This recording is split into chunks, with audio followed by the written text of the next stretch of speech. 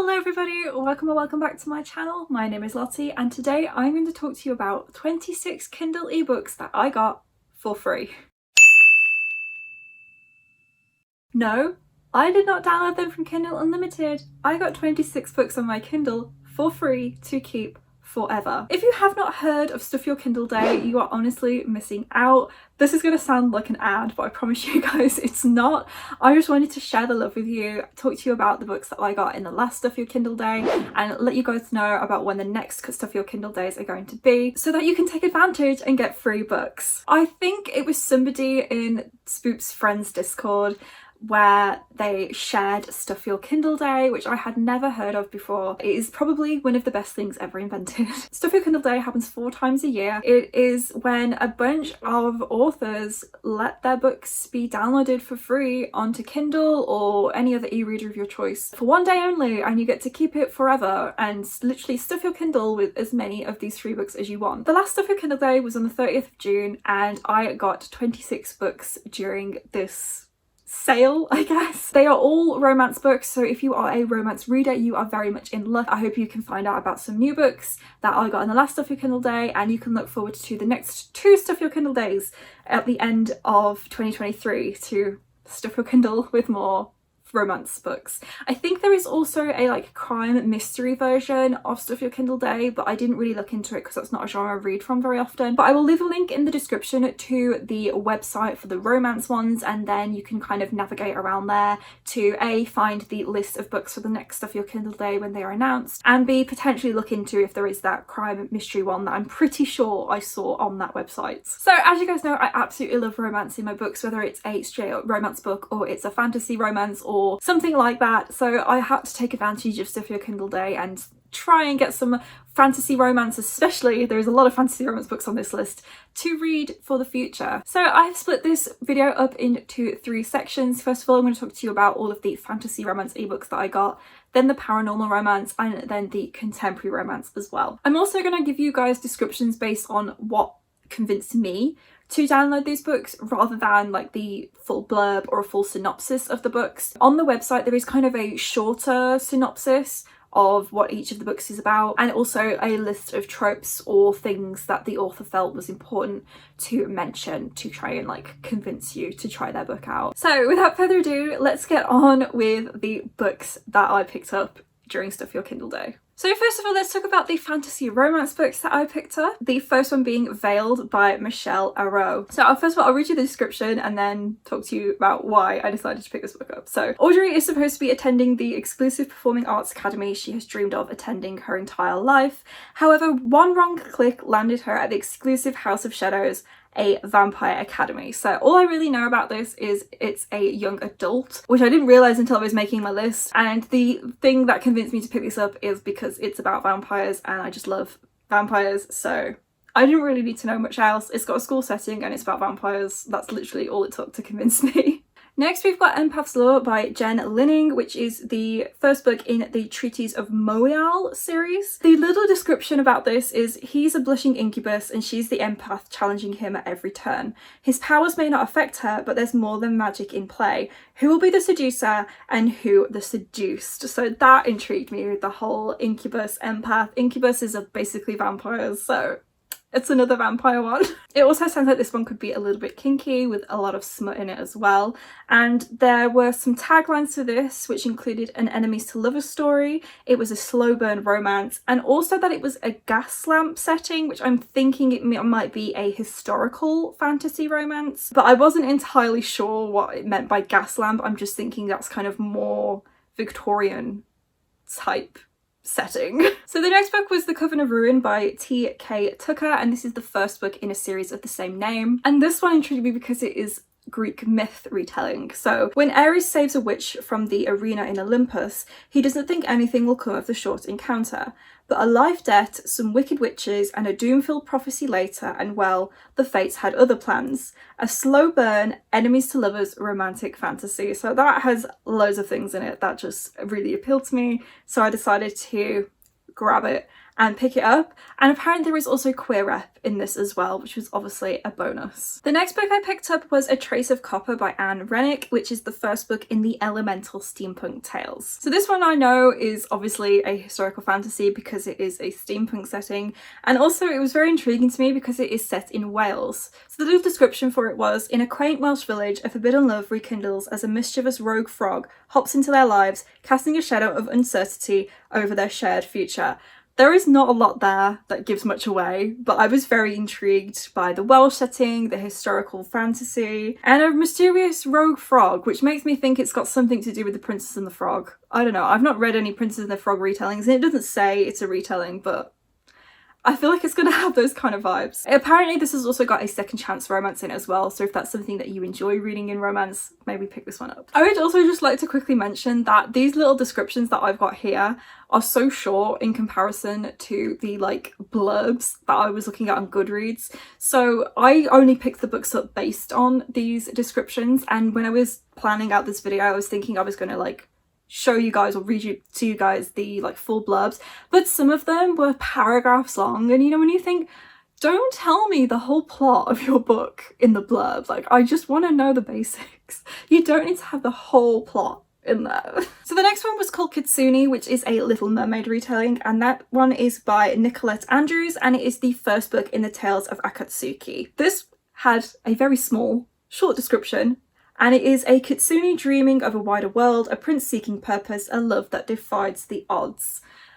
I didn't really need much to convince me to give this book a go because it is a Little Mermaid retelling, which is a film I love. I love the Disney version, so I'm interested to see retellings of it. And also it's about a kitsune, which I think is like a fox spirit maybe in Asian mythology. So I'd be intrigued to kind of see the Little Mermaid kind of storyline thrown in there with a kitsune as the kind of mythological creature in there. And the only other thing that I really know about this is it has star-crossed lovers in there as well. So the next one I picked up was Queen of Roses by Briar Berlin, and this is the first book in the Blood of a Fae series. And this did not actually have a description on it, it just had a review. So I'm going to read the review to you, which is, if you're looking for a book that gives the same vibes as From Blood and Ash, this is what you've been waiting for. Queen of Roses has everything: fae, sword fights, spice.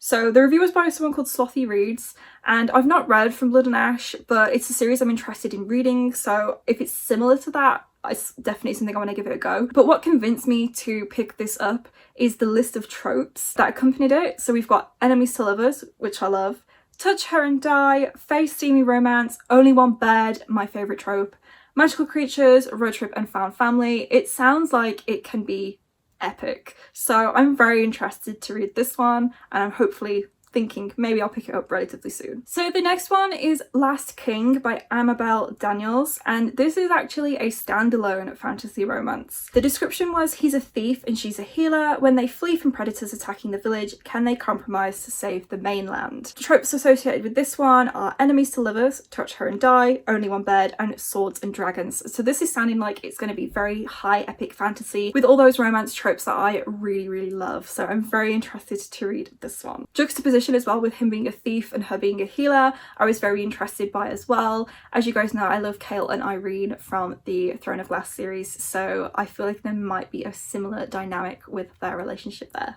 Fingers crossed. The next one was another vampire book, and it is Beyond the Veil by Stephanie Summers, which is book one in the Vampires of Vellum Mortis series. A new slayer desperate to prove herself, a cursed vampire king awaiting to be awakened, a kiss that would change everything. Again, vampires, that's all I needed to know. But it's a vampire romance, fairy tale retelling, forced proximity and enemies to lovers, tropes that I really enjoy. And I'm also intrigued by this cursed vampire king storyline we're going to have going on there. So the next one was, I don't even know where to start. So it's called The Ogre's Pet by Cassandra Cross. And the description on it is simply, we all knew never to go into the woods at night, and it is a monster romance and a erotic novel. So there was no real reason why I picked this up other than it's a Shrek retelling. It's a Shrek romance. After I watched How to Train Your Gavin's vlog of him reading that Shrek romance that was absolutely hilarious. You should check that vlog out if you haven't. And I saw this on the list. I thought, I'm gonna pick that up just for the fun of it. Like, I feel this is going to be so weird and so just awkward, but I think it's going to be absolutely hilarious. So I think I genuinely might vlog reading this. If you wanted to see that, let me know in the comments, because I genuinely think this is going to be such a hilarious book. I love Shrek, by the way. Shrek is one of my favourite childhood films. I just was obsessed with it. I still am, in all seriousness. But the idea of a Shrek romance, or like a Shrek retelling in that way, is just, it just sends me. So I'm really excited to read this because I just think it's going to be so weird. The next fantasy romance was called Cinderella, and that is by S.T. Lin. What intrigued me about this one is the main character is transgender. So the description was, Ella is transgender. She's known since she was young. Being a woman just fit better. Then an opportunity to attend the royal ball transforms Ella's life. This one I don't think is like spicy or anything. The only like tagline really for it was retelling in sweet, but what intrigued me was the idea of a trans Cinderella. I want to know kind of how that's going to unfold with the Cinderella retelling kind of against the whole trans story, so I'm very intrigued by this one. And you guys know that when I was going down this list, I had to go and try and find all of the queer ones as much as I could. So one of these was Crown and Swords by J.L. Merrick, which is the first book in the Royalty and Romance series. And the description on this was, a princess runs away on the eve of her wedding straight into the arms of the sole female pirate captain sailing the high seas. Adventure and romance ensues. And so the only real tagline on this was that it is a sapphic romance and it is also a forbidden romance. But I like the idea of it being like on the ocean, on the seas with pirates and stuff. I've not read a lot of pirate stories, but I'm very intrigued to give it a go. Next was Amantes by B. Beckett, and the description on this is, after 2 years of being forced to fight for a world that isn't her own, Dante runs into a one-night stand she hasn't stopped thinking about.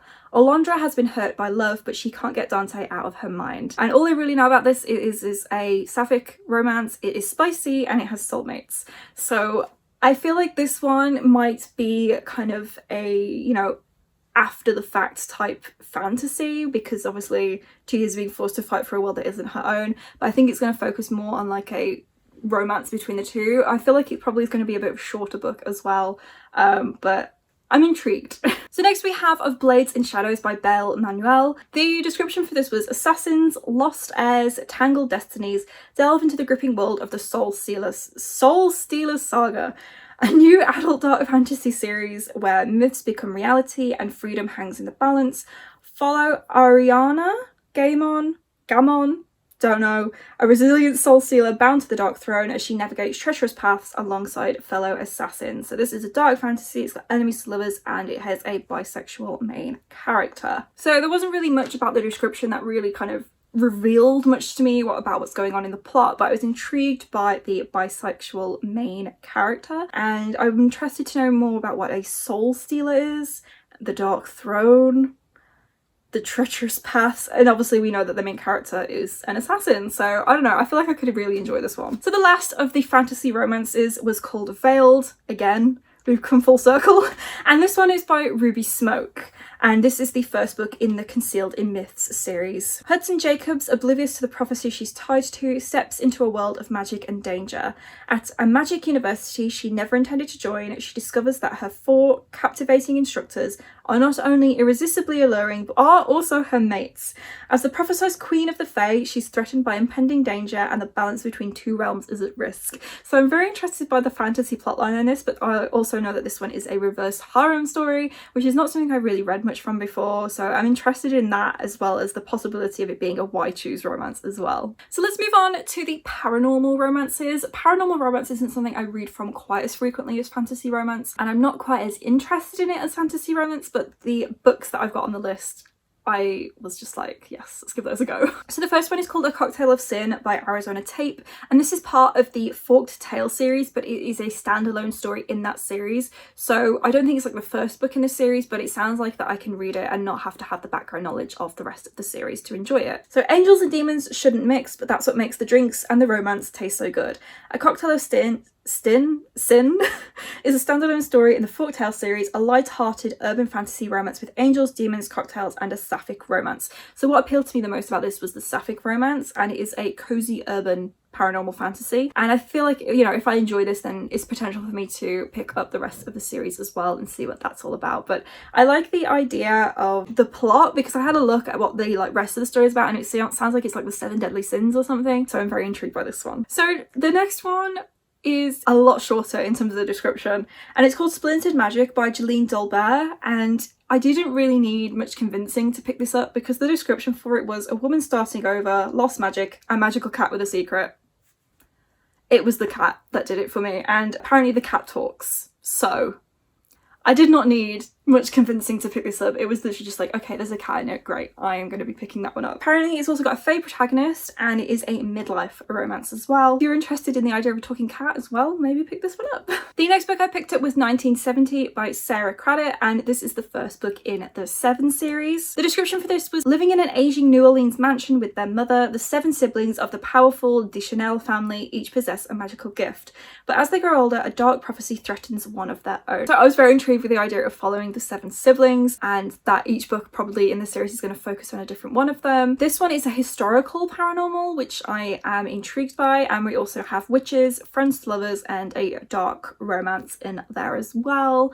I don't know, I feel like this is going to be very interesting. So the next one was of course another sapphic one, and it is Scaling the Moon by Gwyneira Blythe. And the description for this was: 2 sapphic witches let desire lead them this holiday season, but is their flirtation only skin deep, or are they meant to be more? So I feel like this is going to be just a little fun seasonal romance. It says it's friends to lovers, cozy, short and historical, so it's going to be the sort of thing to pick up around Christmas time. Cozy, you know, all the little good vibes that we can have in there. And the last of the paranormal romances was Daughter of the Sun by Laura Greenwood. This one says: cursed to be a sphinx, Sekhmet has spent years plotting revenge, but when she's freed by a handsome god, she starts to realise there might be some things that are more important than vengeance. So this is a standalone paranormal romance, and it is based on Egyptian mythology, and it also has an enemies to lovers romance in there. I was very interested by the Egyptian mythology for this. I've not read a lot from Egyptian mythology, even though I really find it quite interesting, and I like the idea that the main character is a sphinx. So all I really know about sphinxes is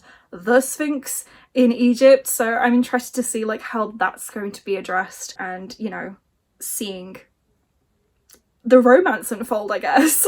So finally we have some contemporary romances that I was intrigued by. I don't find contemporary romance quite as appealing as fantasy romance, but there were a few on the list that I had a look at that I thought, you know what, we'll just give those a go. So first of all is America's Next Reality Star by Laura Heffernan, and the description for this was: with life after college not going as planned, 24-year-old Jen decides to enter a reality TV competition. Can she find a way to be true to herself and her feelings without losing the $250,000 prize? So I was not really like that bothered about the romance side of this. I just like the idea of a book with this competition on it. I think there is a Christina Lauren book. It's this Christina Lauren book which has a kind of similar vibe to me. I think that is about a TV show as well, so I feel like I could quite enjoy this because I'm very interested by the plot of this one. And again, the only real trope that was given about this is a enemies to lovers story. So the next two are a couple of rock star romances, and although I'm not like that intrigued by rock star romances, Teenage Me wanted to be married to all of the lead singers of all the bands I loved. So I thought I'll pick up a couple of rock star romances to satisfy Teenage Me. So the first one is Ripped, The Price of Loyalty by Tanya Joyce, and the description for this was: the only thing Kyle loves more than music is Gemma. Problem was she loved his best friend. For the survival of their band, should he stay silent, live a lie, or risk everything they've worked so hard for and tell her how he feels? This is a friends to lovers, a slow burn, and an angst story. It literally sounds so dramatic, so I feel like I'm gonna love it because it's just like all the things I would have loved as a teenager. The next one was Until Jude by K.L. Shandwick, and this one is about Jude Collymore, who wasn't a player. He played drums, but he never played games, especially with women. That was until a stupid challenge sparked a forbidden relationship which could potentially be career-ending.